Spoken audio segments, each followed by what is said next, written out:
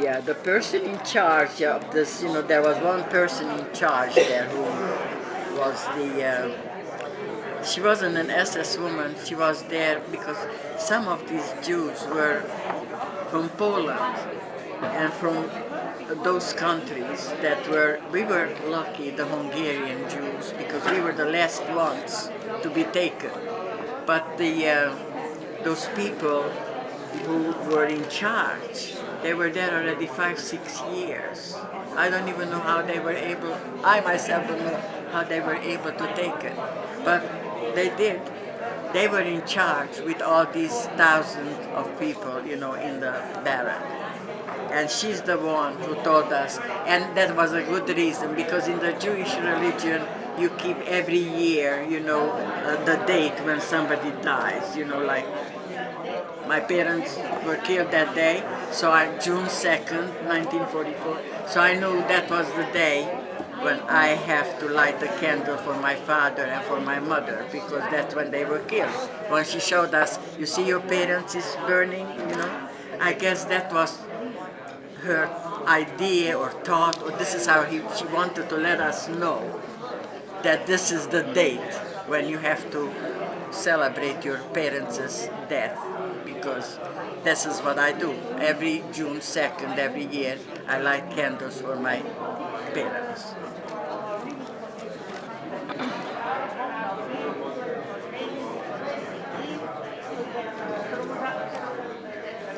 She was called the Block Älteste in German, the older person of the block. That's what it means. Okay. Yeah, her words are here.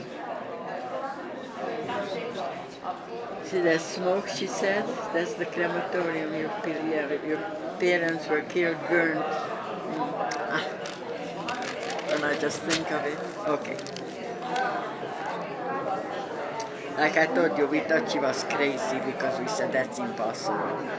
We were like herring in this room, there were no beds or anything like that, sand on the bottom, and that's where we slept, on the sand, like herring, like this, on both sides.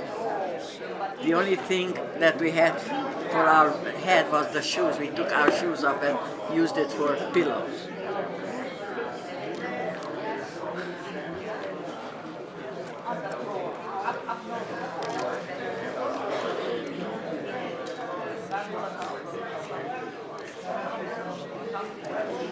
I was liberated, yeah, from Auschwitz. I was in Auschwitz from June, July, August, and in September they took us to, of course they picked the ones that are still well enough to move around, to be able to do something, because most of us were so weak, from the food they gave you. It was unbelievable. I'll even explain that. But we were picked out 300 girls to go to a auto factory. We were riding on a train for days, because this was in Poland, Auschwitz is in Poland, and they took us into Germany. I don't remember exactly the name of the city. It was a very small place, but it was near Dresden. I remember that.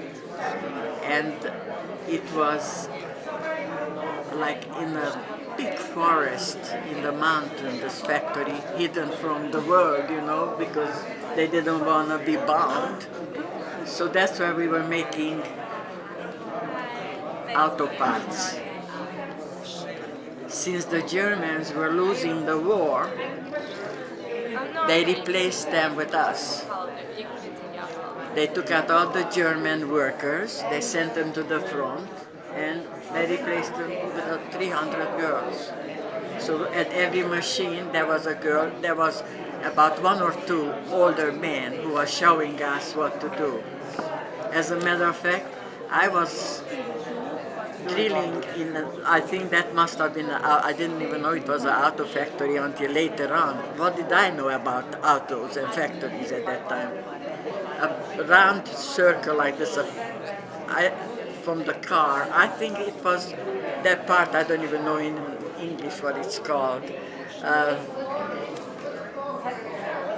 the tires has that silver thing on The rim. the rim, that's it, okay. I had to make holes in that piece. I had to hold the metal, and the drill was going, and I had to drill holes into this. And the drill got stuck, and it broke. And the SS woman with the gun came to me and held the gun to my head and said, if you break, they changed the drill. And she said to me, if you break another drill, I'm gonna shoot you.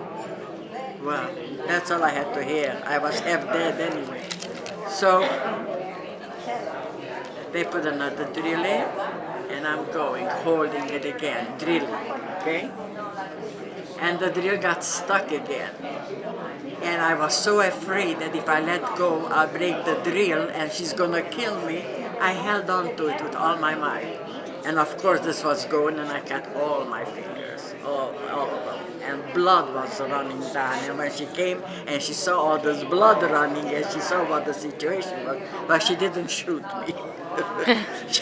she took me, there was a infirmary where they just washed my hands, and see this finger got a real deep cut.